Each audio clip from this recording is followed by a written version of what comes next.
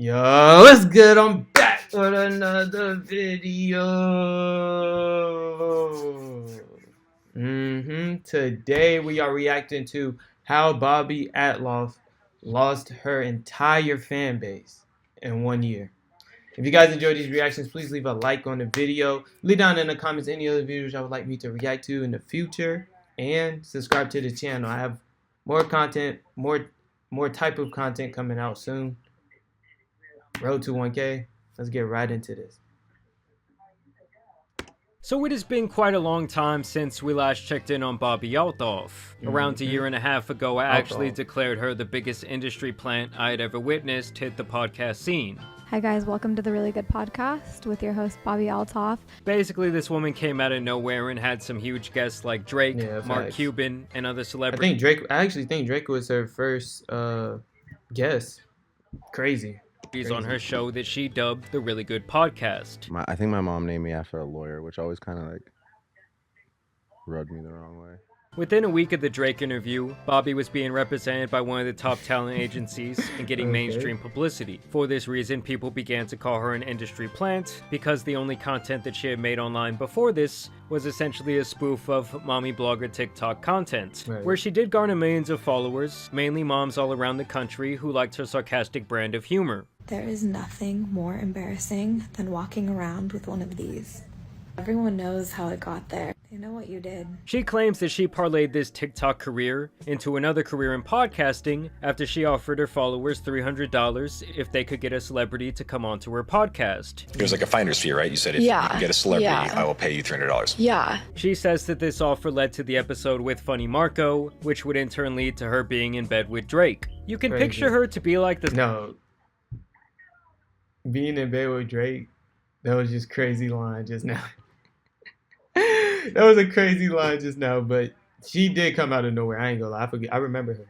Slightly more... I remember her. Yes, I remember when she first came out. She did come out of nowhere. Successful Hawk Tua girl. To me, their careers actually draw a lot of parallels to each other, but one had to tell the world her methods for sucking dudes off before she got thrown into the belly of the industry matrix. You know, they both had that type of lightning in a bottle rise to fame that left onlookers saying, damn, this world is getting really up. But to be fair to Bobby, she does seem a lot more intelligent than Hawk Tua. Hawk Tua. Hawk Tua. Hawk Tua. Say it aggressive. Like Hawk Tua. Whatever happened to that chick, by the way? Anywho, I'm gonna go to bed, and I'll see you guys tomorrow. I guess she's still asleep. And with Bobby having such an astronomical rise to fame in such a short period of time, and the fact that most people felt like she was directly biting her entire deadpan comedic style from Funny Marco himself, she started to get a lot of ridicule online. I don't think it helped that she missed her son's birthday party to be there in bed with Drake that day. You know, I flew all the way here. You did. I really do appreciate on my that. daughter's first birthday. I wasn't going to bring that up. Mm-hmm. You missed your daughter's first birthday for to be here. Dark. No, that's crazy. Dark. Regret that you'll never be able to undo.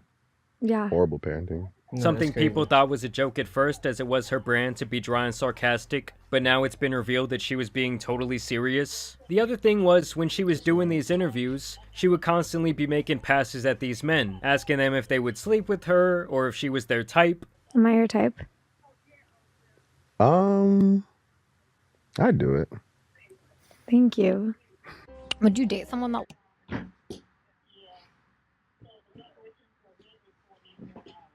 Drake is so weird, bro. Drake is so weird, bro. Drake is so weird, bro. looks like me? Something that is not only strange to do as an interviewer, but also it got even more wild when people found out that she was still married. Strangely enough, the dude would actually file for divorce the very same month the Drake podcast came out, which led to quite a bit of speculation online. I'd do it. One thing I will say is that she was way ahead of her time when it came to the Drake mistreatment, deleting their interview right after it started going viral, and hating at his concert.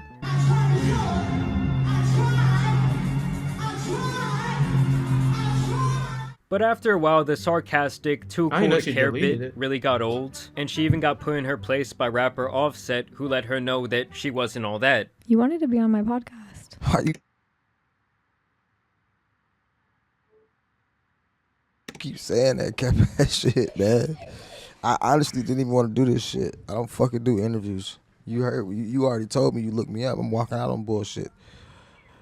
I'm fucking with you because they're making me. As a matter of fact, he cooked the hell out of her. You need a little bit of seasoning. You ain't got no seasoning, man. You like a plain piece of chicken just on the thing. You pull it off, and then you serve the dish. You need some motherfucking seasoning, man. You can leave now. This is my hotel. I paid for this motherfucker. You can leave now. And then she changed up. I ain't gonna lie, Offset, I didn't see the episode. That's hilarious. That's hilarious. Her whole look, and she went on a show with Keke Palmer, and right there she got accused of being an industry plant right to her face. I know. You're not an industry plant, right? I am, but you do feel kind of planty. We do have the same manager, so is this? I know, isn't that crazy? Feels a bit planty. This is definitely you got here in 5 minutes. It took me 20 years. Hey, it has been a minute. What I think industry plant is, it's like somebody that has been that is tied to someone else in the industry and uses those connections to capitalize, and they have zero talent. I'm not an anything, or I don't have any talents. And then people started to say that she was trying to Damn. Keke just cooked her. Damn. Damn.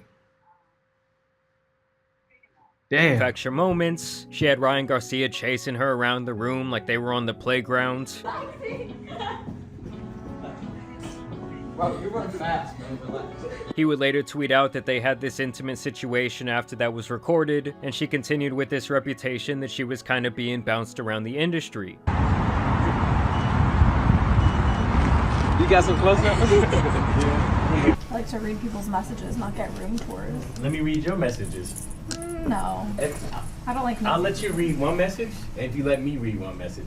I delete all of my messages. Are you cleaning? I do. You don't? You keep your messages? I delete my messages? Yeah, you keep yours? People that delete their messages are cheaters. I'm not a liar or a cheater. I hate liars.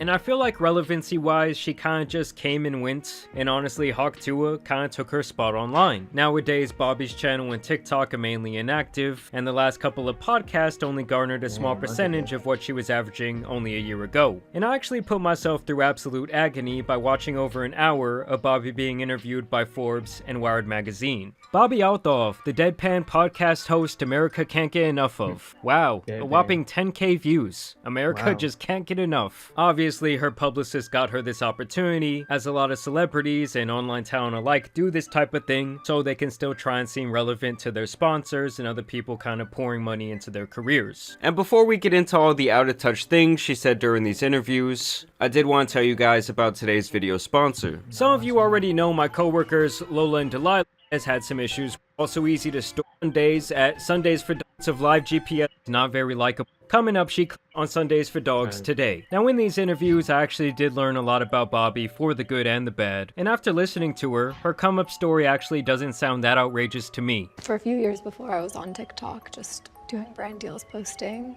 But she is honestly just not very likable. Coming up, she claims that she was posting 5 to 10 TikToks per day for years, where she routinely raked in millions of views, followers, and hundreds of thousands of dollars per year. But my goal for the first year of once I started getting views and getting followers was that every single day I had to have one video that I posted that got 1 million views. So I would keep trying and trying and trying. Now using the Wayback Machine, I can see that her numbers do pretty much align with her story, but I do still think that after the Drake podcast, they really tried to make her this big thing, and it just kind of burnt out and then fell flat on its face for the same reason that industry plants in the music sector never stay hot, because the fans they garner are so incredibly generic and fickle that they would just move on to the next trend like nothing. And one thing I did find very interesting in these interviews was the insistence that she has always been driven by wanting to be famous. I've always wanted to act or have some type of leg in Hollywood, kind of. So I felt,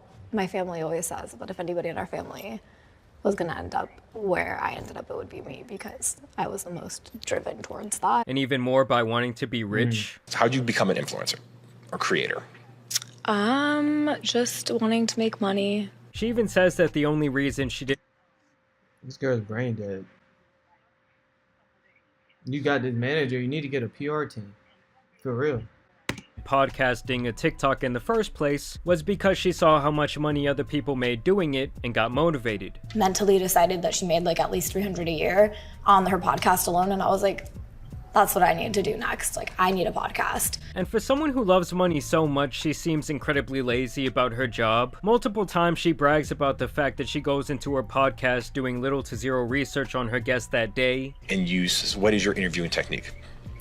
Just no research, show up, and ask questions. I was researching how he interviews people, and I was like, oh God, this is a lot of work. Let me just go in there and know nothing. It's a lot of work. It's so much work. And keep in mind, she's doing this in the face of 2 career journalists who do not look very amused. Is the notebook just for show? Because you kind of have it open and then paper on top of it. This is just my method. It's okay. This is my method. I'm a journalist, so I have my method. I was making around like 250 to 300 a year.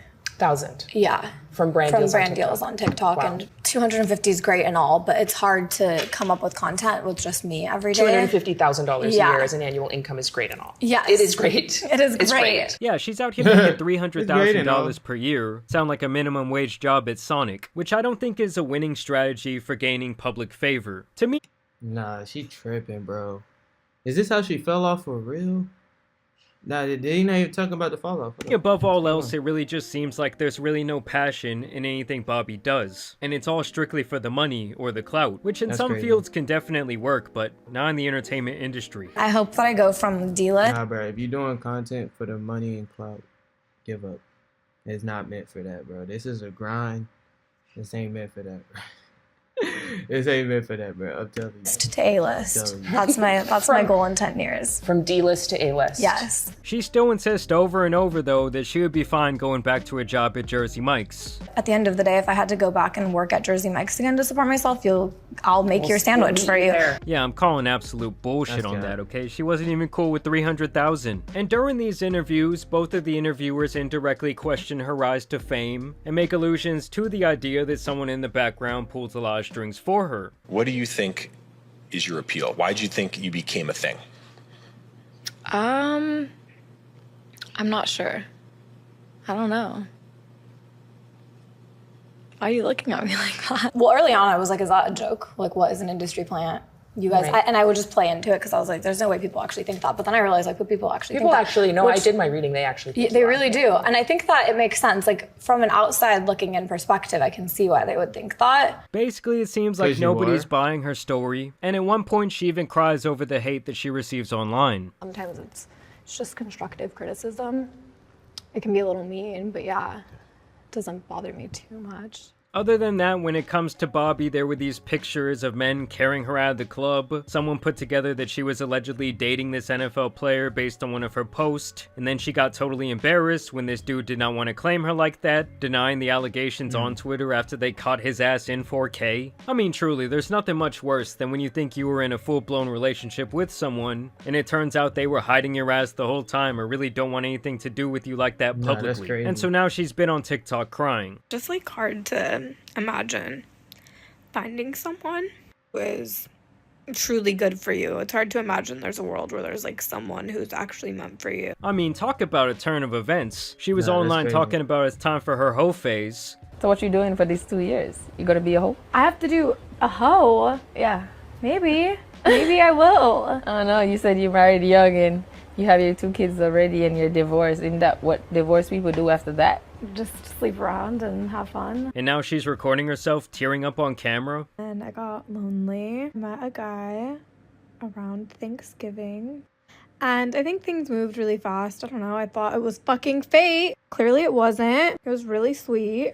It raised the bar for me, which sometimes sucks because then it's like, fuck. I didn't want the bar to be raised at all. Dating is just hard. What? You guys. Like, I'm here to tell you right now, we don't care. Exactly. Thank you. We don't care.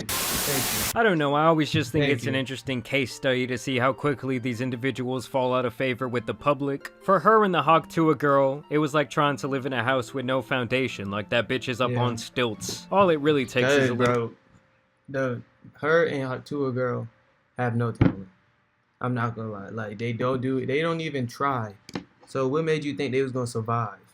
What the world? Adversity to knock that shit down. And listen, guys, I truly think Drake owes this chick...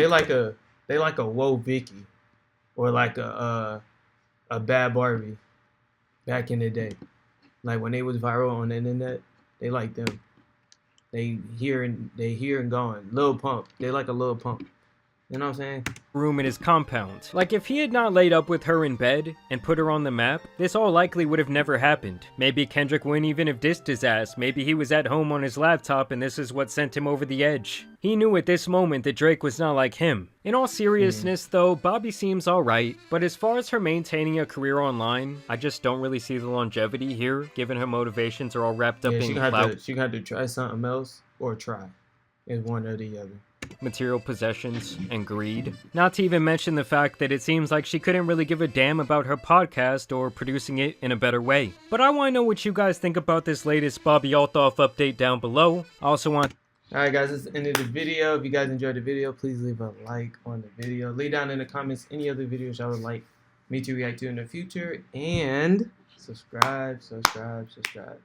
We are almost... No, we're not. Trying to hit 1K. Road to 1K. I'll see you on the next one. Thanks, Sunday.